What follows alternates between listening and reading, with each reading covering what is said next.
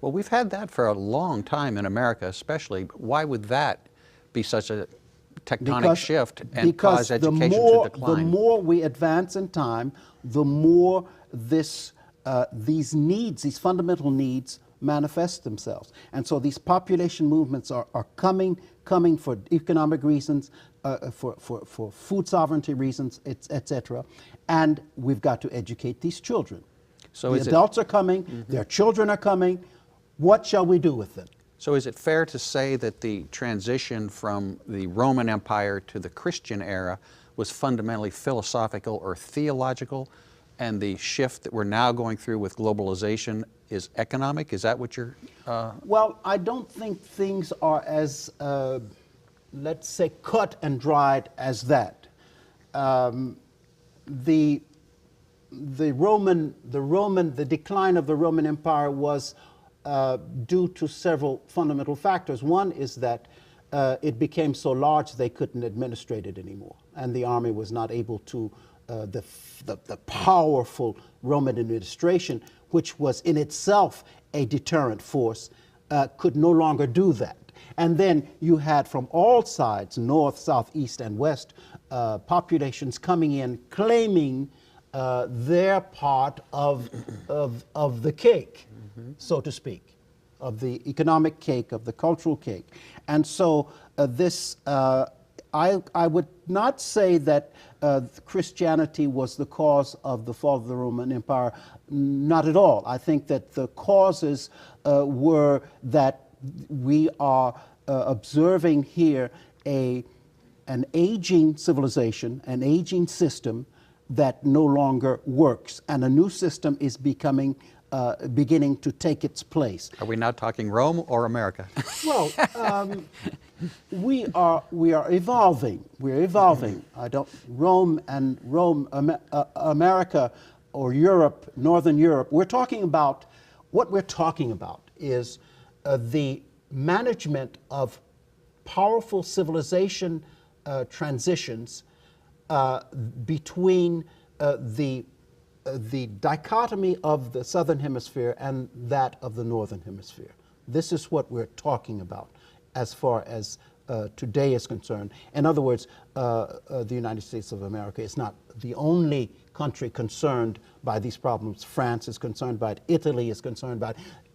In Italy, hundreds and hundreds and hundreds of immigrants are coming and being thrust literally on the shores of Italy, knocking on the door of Italy, knocking on the door of southern France, of southern Spain. We want to come in. We need to better our existence. We need to better our food sovereignty. We need to better our partnerships, and so forth and so on.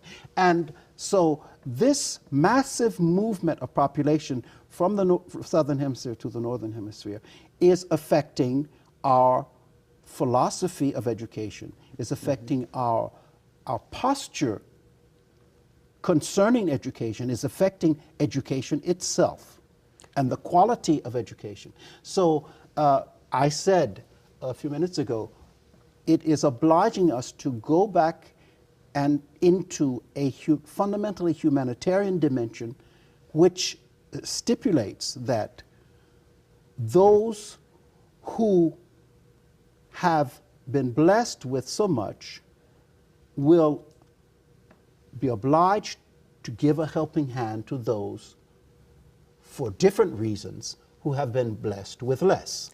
Well, now your characterization of the shift, the globalization, the emergence of globalization, isn't the only definition of that. And actually, others think that it's the emergence of China, and especially entrepreneurship in China. Absolutely. And the emergence of India. There are multiple causes and multiple factors. And what is so very, very exciting and interesting to understand is that each time this happens, what is the first victim of these massive paradigm shifts? Education. Okay. Okay. Education. Okay. So you would characterize this shift of or decline of Western culture as a combination of losing jobs to India and China, combined with the immigration of Combined others with looking the- for opportunities that with the no global longer village, exist. with the global village that is beginning to install itself in our small planet, which is getting smaller and smaller. So let me take us back then to the role of liberal arts as Yes. the manager and developer of civilization. Yes. If we are losing the ability or the interest in teaching liberal arts at the same time that economics is forcing us to lose our civilization, our culture, where does that leave us? Well, does that there hasten again- the decline? There again, I am not particularly a partisan of the decline theory. I'm simply a partisan of a theory that momentarily we can observe a tremendous perturbation, a tremendous disturbance of the known, comfortable system and general culture that we've known up until now. It is incumbent upon us who are, how shall I say, hypersensitive to this problem, to the educational phenomenon, and all of what that implies. It is incumbent upon us to activate ourselves. And I open this parenthesis. What happened when there was the earthquake recently in Haiti? Every single humanitarian organization activated itself. Universities activated themselves. Banks activated themselves. Hospitals activated themselves. I'm talking about institutions that are for profit. They activated themselves in a humanitarian way to go and help the Haitian people reconstruct. So if I could understand a little better what you're saying then, education is a symptom of civilization decline, and you see that, but you're optimistic that we're going to turn this around by going back to humanitarian. Well, I think that the humanitarian dimension is always present, but we lose sight of it. Now, The humanitarian dimension is one of the most important factors in the banking world, in the high finance world. If you lose sight of this humanitarian dimension, you will lose sight of the fundamental value, of the fundamental factor for which you work, and that is the simple consumer. this will be surprising for people to learn that the banking system is fundamentally humanitarian.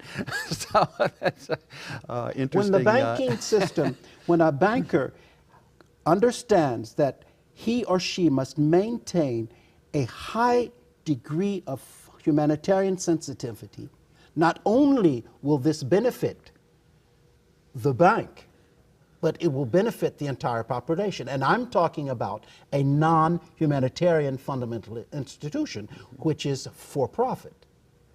So what am I saying in sum?